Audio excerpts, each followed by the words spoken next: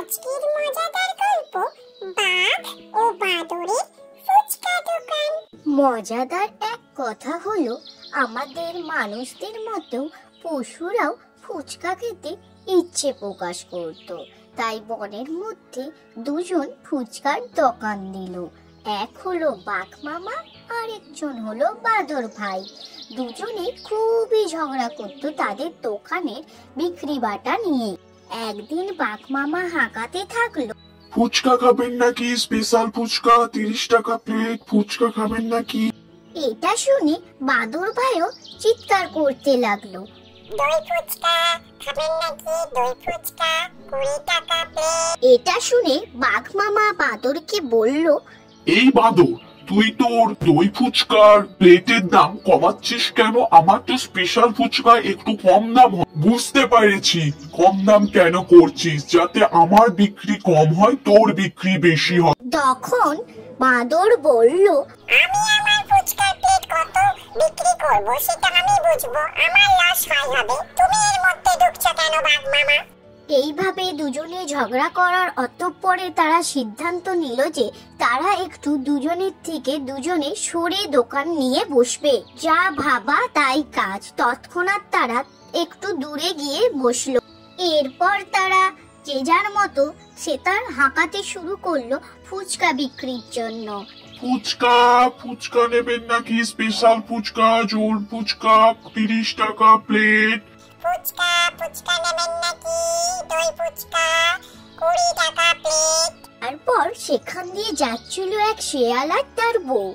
তারপর শেয়ালের বউ শেয়ালিনী শেয়ালকে দুটো ফুচকা দোকান দেখে বলল, শিয়াল, তুমি আমায় একটু ফুচকা খাওয়া। শেয়াল তখন বাঘ মামাকে বলল, বাঘ মামা, আমার শিয়ালিনীর জন্য 1 প্লেট জল ফুচকা দাও তো।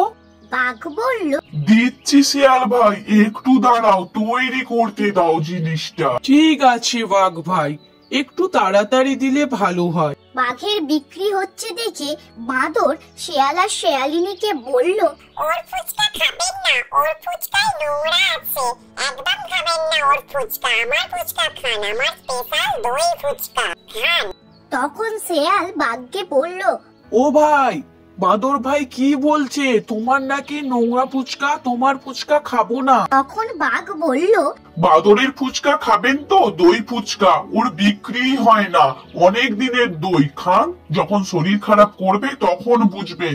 আপনারাও জানেন সবাই জল ফুচকা খেতেই বেশি ভালোবাসে, ওর দইয়ে পোকা জন্মে গেছে, খান, বুঝবেন ঠেলা। কি বাদর ভাই, তোমার নামে বাঘ মামা কি বলছে? এসব সত্যি নাকি? বাদর তখন বলল, ওর কথায় কান দেবেন না, আমার বিক্রি হয় বলে ওর হিংসা।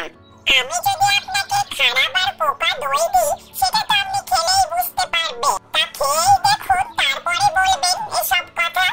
আর বাঘ মামা তার স্পেশাল জল ফুচকার জলে পোকা তেঁতুল মিশিয়ে দেয়। আমরা দুজনে তোমাদের কারোরই ফুচকা খাবো না, আমরা চললাম। এই বলে শেয়াল আর শেয়ালিনী সেখান থেকে চলে গেল তাদের গন্তব্যস্থলে। তখন বাঘ মামা বাদরকে বলল, তুই নিজেরটাও বিক্রি করলি না আর আমারটাও বিক্রি করতে দিলি না, এটা তুই কেন করলি? বেশ করেছি বলেছি, আমার ইচ্ছা হয়েছে বলেছি। তুমিও তো আমার ফুচকা দইয়ের ব্যাপারে দই দিয়ে কত কিছু উল্টো পাল্টা বললে। বেশ করেছি, কি করতে পারো দেখে নেব। এতদিন তোকে গিলে খাইনি, এবার তোকে আজ গিলেই খাবো। আমার দোকানের নামে উল্টো পাল্টা বলা। তখন বাদর বলল বাঘ মামাকে, ধরতে পারলে তো ধরবে বাঘ মামা, তাহলে ধরে দেখাও তো। তারপর শুরু হয় বাঘের বাঁদরকে ধরার লড়াই। তাদের লড়াইয়ের শর্ত ছিল বাঘকে হেঁটে বাঁদরকে ধরতে হবে। আমার গল্প শুরু হলো, নদী গাছটি মরলো।